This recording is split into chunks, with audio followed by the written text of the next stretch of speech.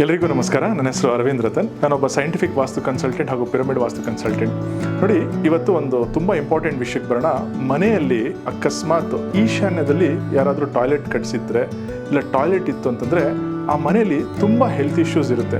ನೋಡಿ, ಇದನ್ನು ನಾವು ಒಂದು ಮೇಜರ್ ವಾಸ್ತು ಡಿಫೆಕ್ಟ್ ಅಂತ ಹೇಳ್ತೀರಿ. ಯಾಕೆಂದರೆ ಈಶಾನ್ಯದಲ್ಲಿ ವಾಸ್ತು ಪುರುಷನ ತಲೆ ಇರುತ್ತೆ ಅಂತ. ಅದೇ ಥರ positive air or energy always comes from north and east ಅಂತ ನಾವು ಹೇಳ್ತೀರಿ.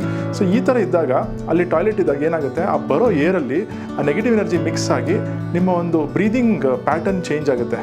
ಅಲ್ಲಿ ಎಷ್ಟೊಂದು ಕೇಸಸಲ್ಲಿ ತುಂಬ ಹೆಲ್ತ್ ಇಶ್ಯೂಸ್ ಆಗುತ್ತೆ ಅನ್ನೋದು ನಾವು ಅಬ್ಸರ್ವ್ ಮಾಡಿದಿರಿ.